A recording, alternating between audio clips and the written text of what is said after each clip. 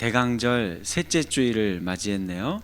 그래서 오늘 대강절 셋째 주일을 맞이해서 주께서 가까우심이라 라는 제목으로 하나님 말씀 전하도록 하겠습니다. 한번 잘 들어보시고 요 말씀이 여러분들의 말씀이 되어서 삶의 변화와 능력으로 나타나게 되어지기를 축원합니다. 우리가 오늘 읽은 빌립보서 4장에는 우리가 잘 익히 알고 있는 세 가지의 말씀이 나와요. 먼저 첫 번째로 주 안에서 항상 기뻐하라. 두 번째로 우리의 관용을 다른 사람들에게 알게 하라. 이게 다른 번역 성경으로는 친절함과 유순함 이렇게도 되어 있어요. 세 번째는 아무 일에든지 뭐 하지 말라고요? 염려하지 말아라. 이 내용들 익히 들어서 알 거예요. 근데 이게 이 말씀대로 살기 쉽습니까? 이게 돼요? 되시는 분 손 들어봐요. 이게 너무 어려워요. 이게 도대체 왜 이 말씀을 우리에게 준 걸까? 솔직히 생각하면 어떻게 사람이 항상 기뻐하며 살 수 있습니까? 그것도 우리의 현실은 우리를 늘 화나게 하거나 슬프게 하는 일들이 늘 너무 많이 벌어지는데 말입니다. 또 우리를 살펴보면 내 삶이 사람들이 나에게 친절하기는커녕 늘 어쩜 그렇게 나를 이렇게 불친절하게 대하고 무정하게 대하고 유순하기는커녕 막 신경질 부리고, 그렇죠? 옆에 있는 분 보시면 신경질을 맨날 부리고 이렇게 하는 때가 너무 많은데 어떻게 내가 그걸 다 관용하면서 살 수 있어요? 자고 일어나면 걱정거리가 한가득이어서 아침밥이 목구멍으로 안 넘어갑니다.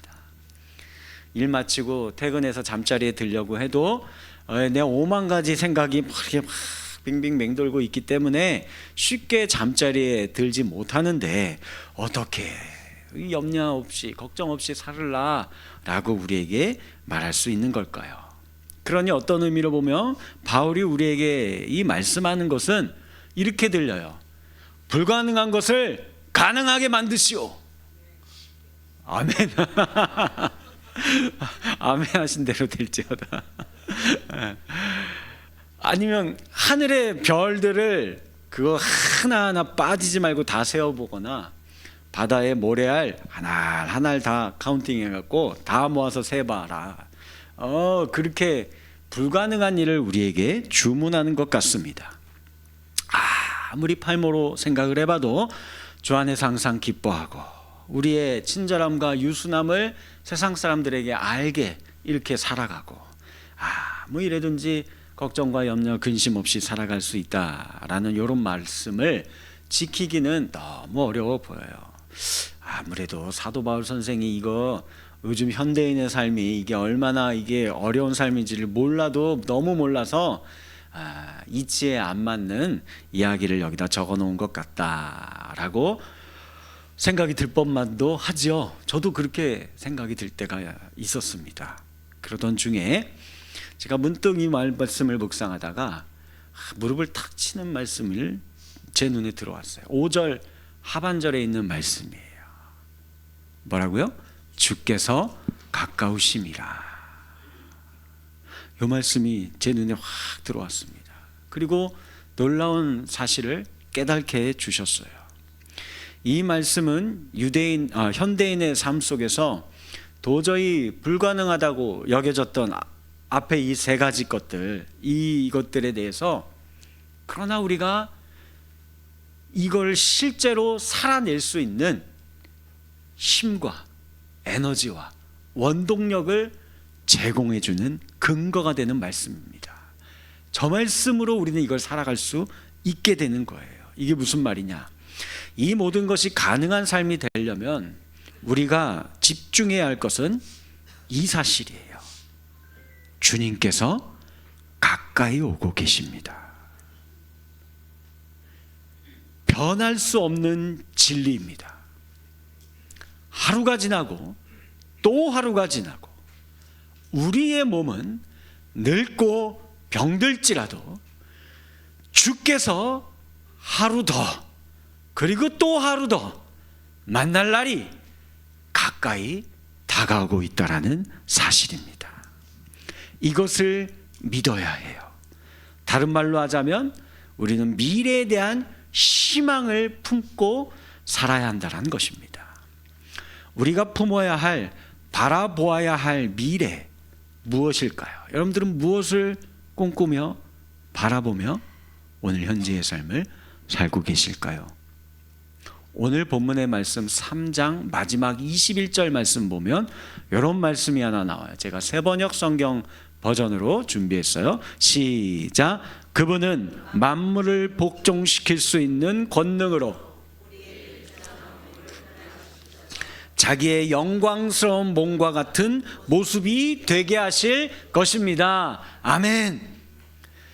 만물을 그 발 아래 복종시킬 수 있는 권능으로 이놈의 몸뚱이, 이 비천한 몸을 예수 그리스도의 부활하신 영화로운 몸, 완벽한 몸, 항상 기뻐하고 모든 이들을 다 포용하고 관용할 수 있으며 아무런 걱정과 근심 없이 평강을 누리면서 살 수 있는 그 몸으로 바꿔주시는 그날이 하루 더 가까이 온 거예요. 내일 또 하루 더 가까이 오는 겁니다. 이게 복음이에요. 세상 사람들과는 정반대의 삶을 살아가게 되는 힘과 원동력의 근원입니다. 이것이야말로 우리가 대강절에 품어야 할 다시 오실 예수 그리스도에 대한 소망의 실체입니다. 우리는 예수 그리스도께서 우리의 몸에 무엇인가를 행하시기를 기다려야 되는 거예요. 그분의 몸으로 우리를 변모시킨다라는 이 사실을, 그분께서 우리의 현재의 몸들을 변화시켜 그분의 부활의 몸과 같이 되게 하신다라는 이 사실을 소망하고 기다려야 하는 겁니다.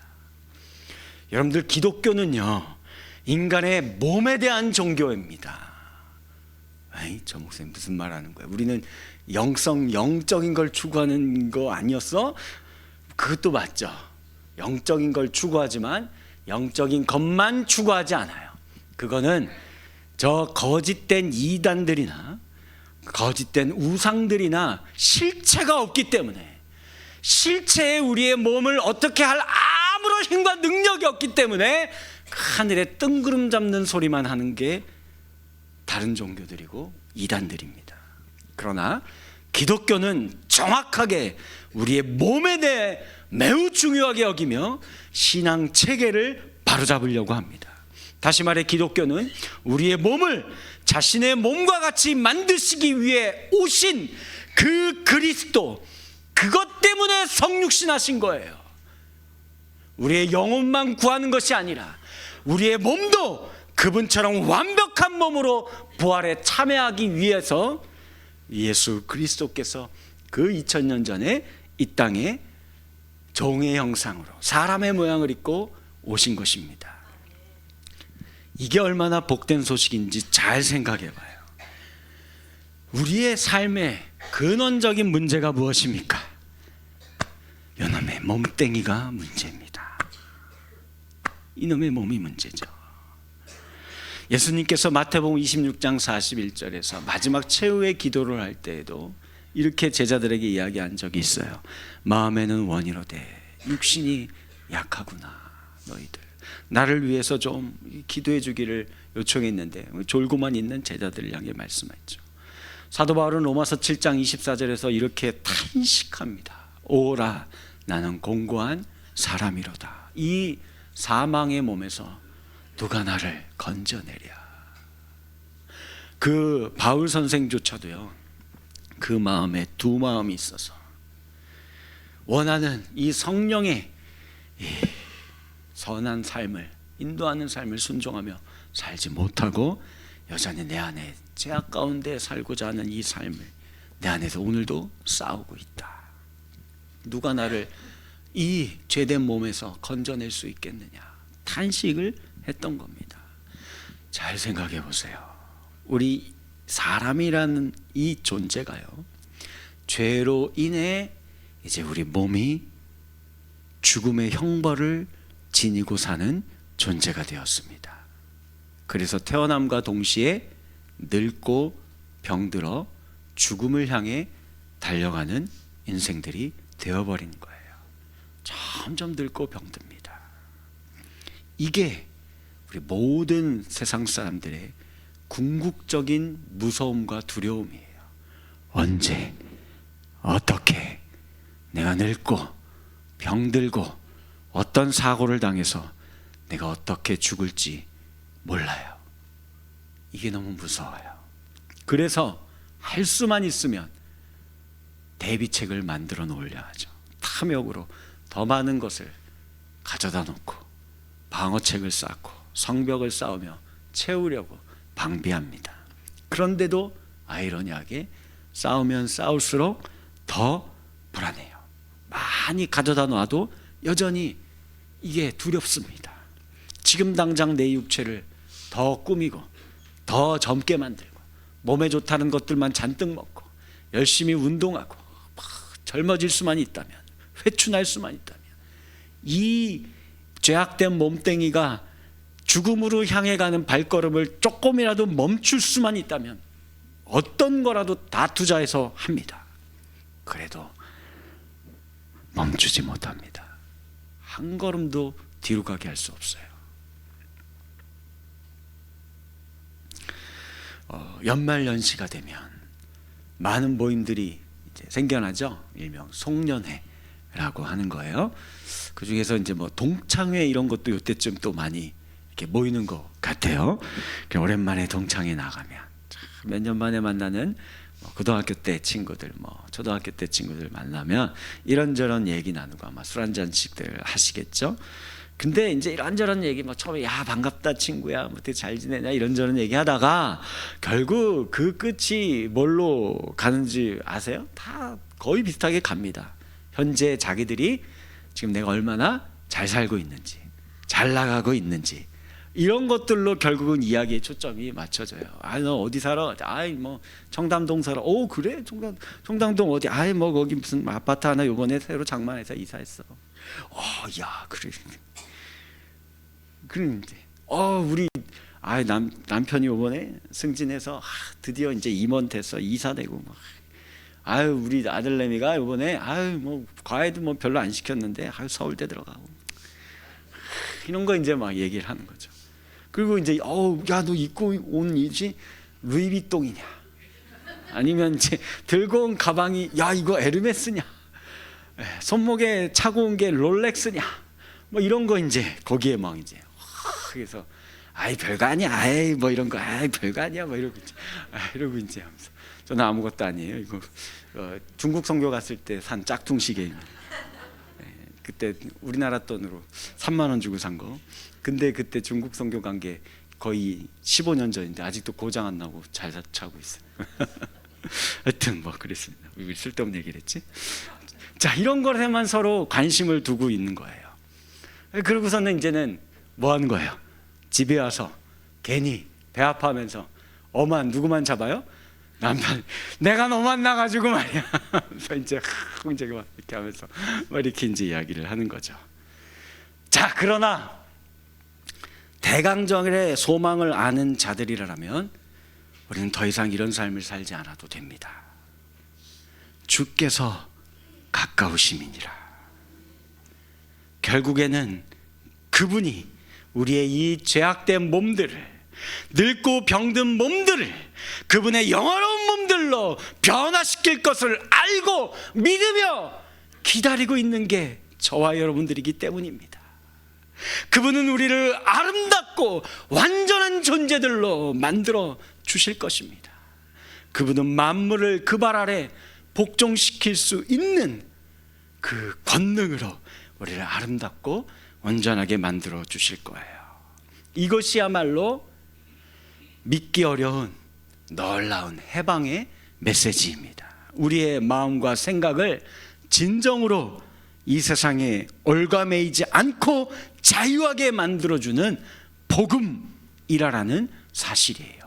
왜냐하면 우리는 더는 피상적으로 내 눈에 보이는 이 젊어지려고 노력하는 그런 인생 아무런 의미 없다는 것을 이제 깨닫고 그런 인생 살지 않아도 되기 때문입니다. 우리는 더는 이 세대가 우리에게 제공하고 제시하고 있는 이 부와 성공의 삶을 아무 생각 없이 막 따라가고 추종하는 그런 삶을 살 필요가 없게 되기 때문입니다. 우리는 그래서 이제는 소망을 품고 멋지게 늙어갈 수 있는 거예요. 우리의 이 육체가 어느 날 그리스도와 육체와 같아질 것이라는 희망을 품고 나이를 먹어가는 게, 늙어가는 게 최고의 축복이에요. 아름다운 일인 겁니다. 제가 거짓말이 아니라 가장 부러워하는 분들이 누군지 아십니까? 우리 연세 많으신 경로부 어르신분들. 여전히 그 연세가 됐는데 이 믿음이 변하지 않았어요. 이 믿음이 잃어버리지 않았어요. 예배 자리를 사모하여서 저 늙고 병든 몸을 이끌고 이 자리에 나와서 하나님을 예배하는 겁니다. 얼마나 아름답습니까? 여러분들 이게 쉬워 보여요? 우리 젊은 청년들, 저게 쉬워 보입니까? 여러분들이 그 전에 여러분들의 믿음이 어떻게 될지 몰라요. 저 모습이 우리 유일하게 신앙인이 가져야 할 최고의 프라이드예요. 최고의 영광입니다. 내가 이제 곧 전제와 같이 부음을 받은 이날 얼마 남지 않았는데 내가 내 믿음 지켜서 사도 바울처럼 주를 배울 날이 얼마 남지 않았다. 그날이 가까이 왔다. 이 믿음의 고백을 올려드릴 수 있는 거, 제가 이 목사가 꿈꾸는 내 노년의 최고의 마지막 아름다운 장면입니다. 다른 건 아무것도 필요 없고 무쓸모입니다. 다른 거 가지고 주님 만날 거예요. 뭐가 있어요? 아무것도 없습니다. 그분이 나의 믿음 지켜주셔서 내가 그날에는 그 주님의 은혜로 영화로운 몸으로 그 주와 함께 천국에서 사는 것, 그것이 우리의 유일한 희망이고 소망이라는 사실을 잊지 마세요. 이처럼 희망하는 우리는 현실적으로 그래서 주 안에서 항상 기뻐할 수 있는 거예요. 이 비밀을 아는 자들은요. 그래서 사람들이 우리의 친절함과 유순함을 알도록 우리는 이제 모든 이들을 관용할 수 있게 되는 겁니다. 아무 일에든지 이제는 전과 같이 더 염려, 걱정하고 근심하고 살지 않게 될 수 있는 겁니다. 미래에 대해 생각할 때 여러분들은 무슨 생각이 떠오르십니까?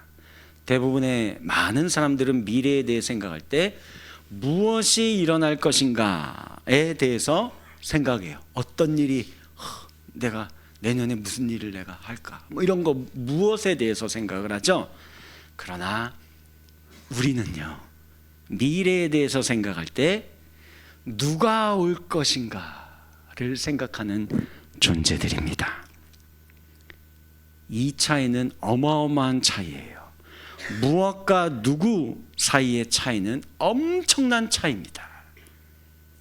두려움과 기쁨의 차이예요. 생각해봐요. 미래에 무엇이 다가올지 아는 분 있어요? 아무도 없어요. 그러니 두려워하면서 사는 존재예요. 그러나 우리는 알아요. 누가 올지를 압니다. 그러니 미래가 다가올수록 기쁜 거예요.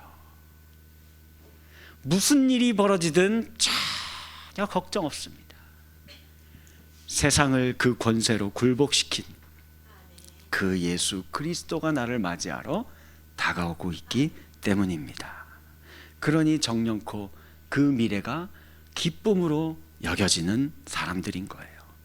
만약에 말입니다, 하나님이 계시지 않는 미래를 바라본다라고 한다면 그것이야말로 진짜 우리 모든 사람의 인생의 기쁨의 근원이 싸그리 다 사라지는 거고 오직 절망만이 이 세상을 지배하게 되는 삶일 것입니다.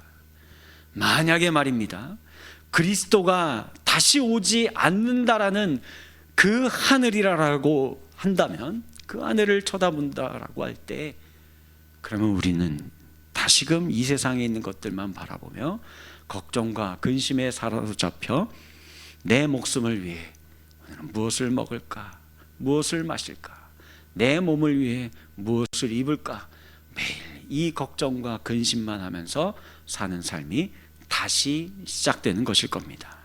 그리고 이 소망이 없는 삶에 생각해봐요. 무슨 관용이 있겠습니까?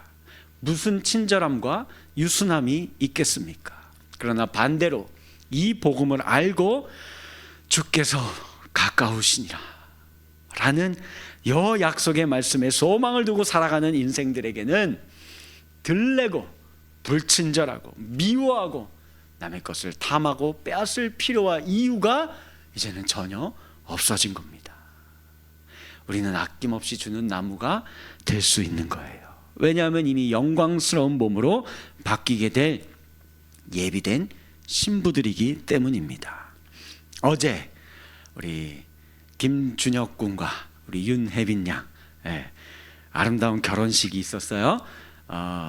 우리 준혁 형제 맞나? 어제 모습하고 좀 다른데 너무 멋있었지만 혜빈 양이 얼마나 예쁘고 아름다운지 모릅니다. 여러분들 가까이서 못 봤죠? 전 가까이서 봐서 이게 주례의 축복이에요.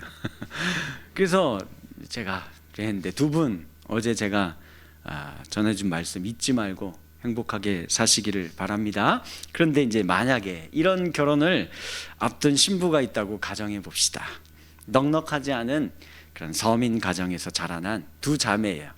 언니 동생이 있어요. 늘 그러면 어릴 때부터 어떤 삶이 예상됩니까? 입는 옷과 신는 신발과 먹는 음식과 얼마 안 되지만 조금 주어지는 그 용돈 때문에 자매들이 맨날 서로 티격태격하며 싸우는 거예요. 언니가 새로 장만한 멋진 청자켓이 하나 탁 있는데 동생이 입고 싶어서 몸이 달아요. 그러다가 언니가 수학여행 갔다라는, 근데 그걸 안 갖고 간 거예요. 그 소식을 이제 알았어요. 그럼 어떻게 돼요?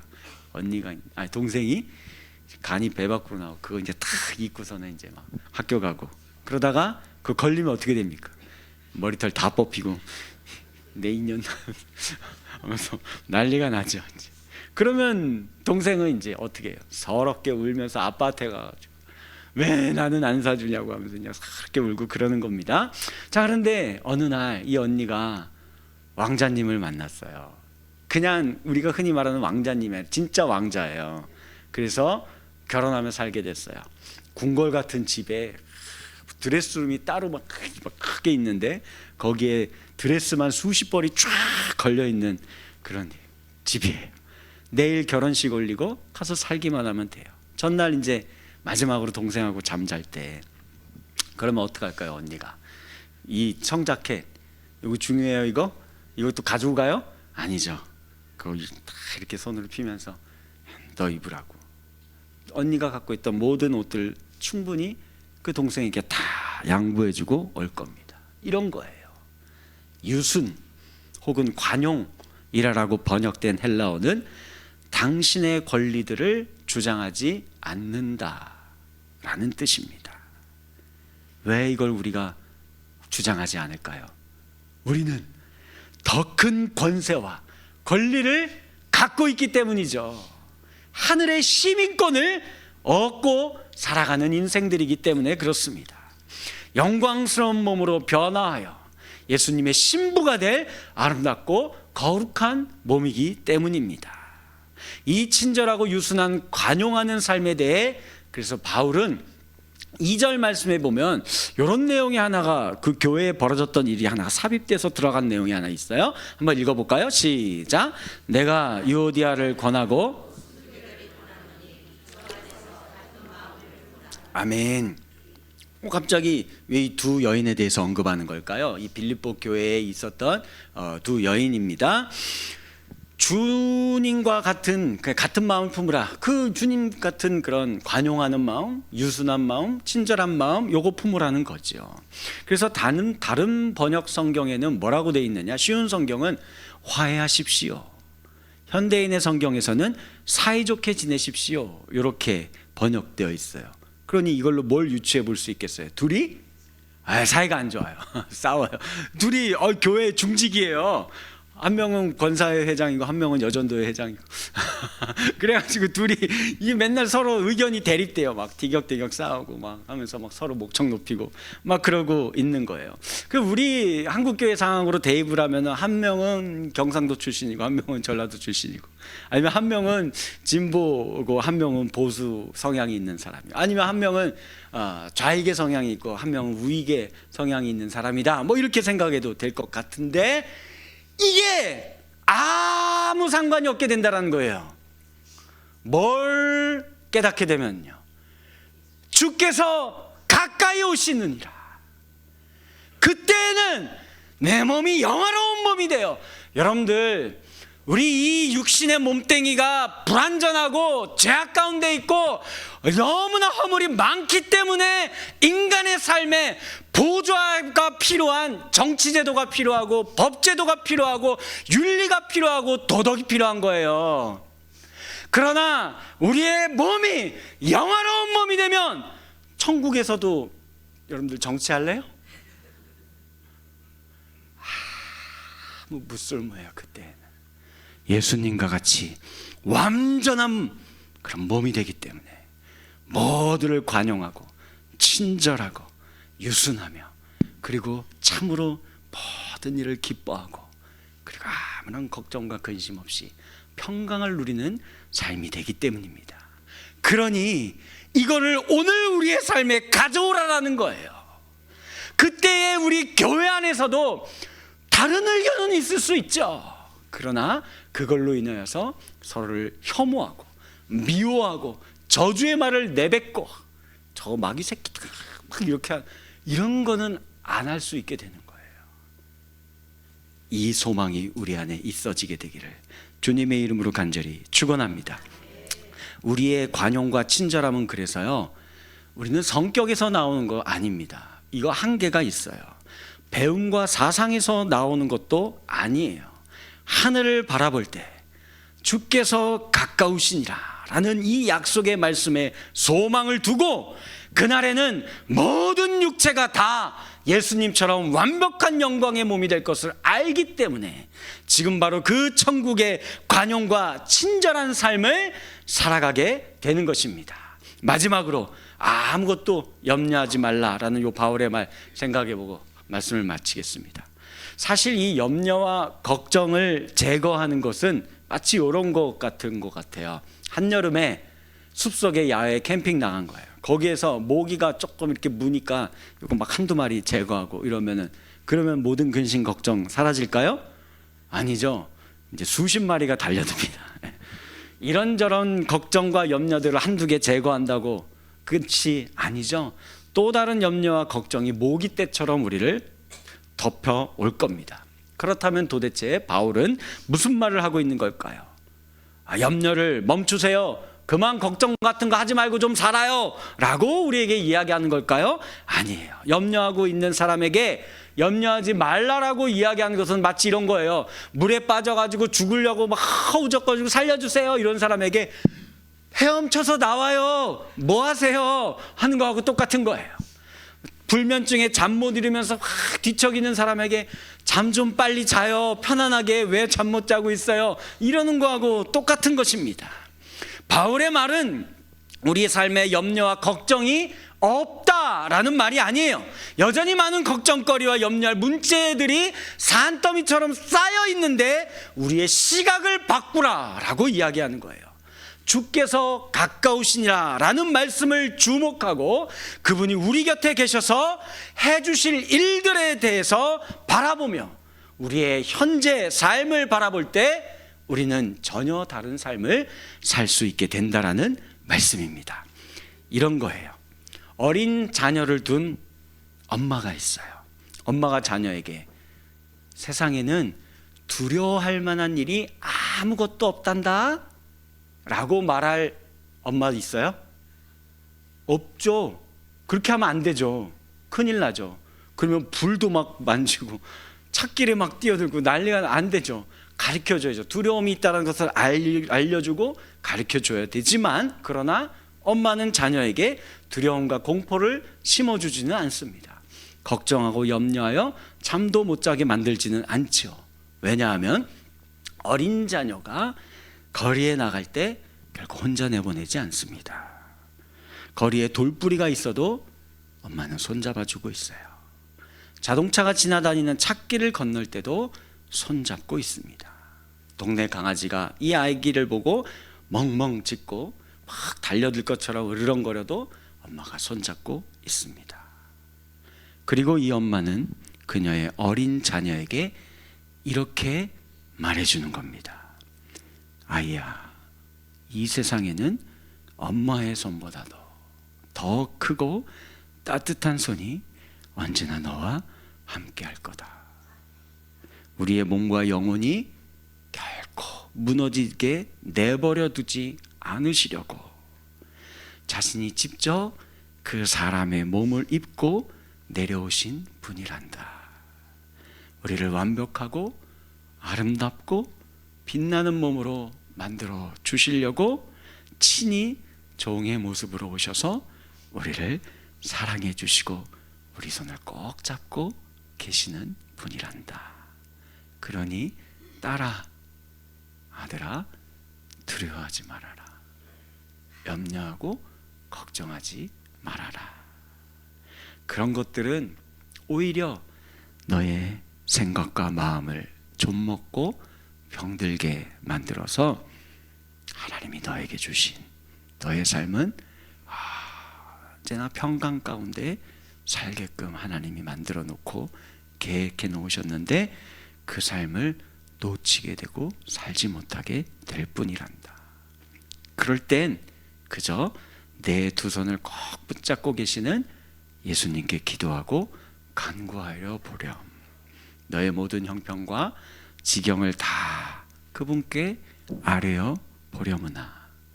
그러면 틀림없이 그분께서 너의 마음과 생각을 지켜주시고 내 몸을 올가매고 있는 이 죄와 사망의 저주를 끊어내 주실 것이며 너의 모든 삶을 회복시켜 주실 거야 라고 말하는 겁니다.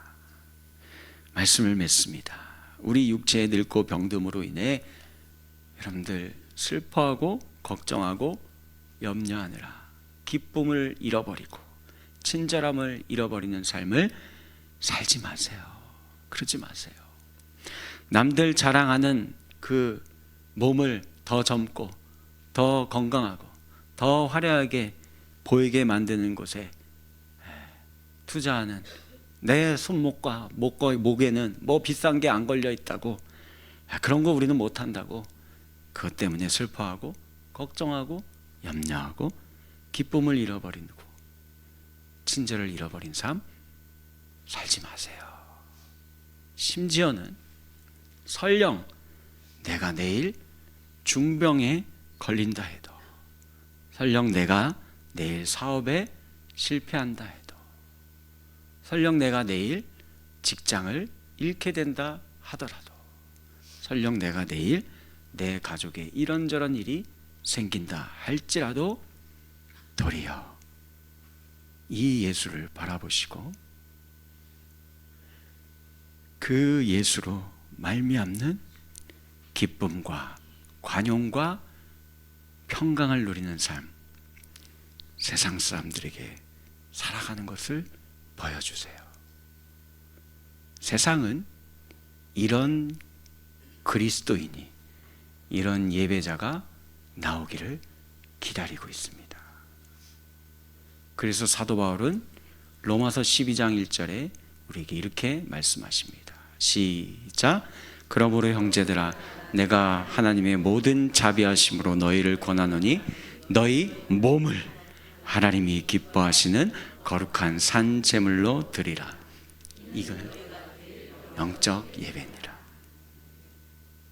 이 몸을 가지고 그렇게 세상에서 사는 거예요.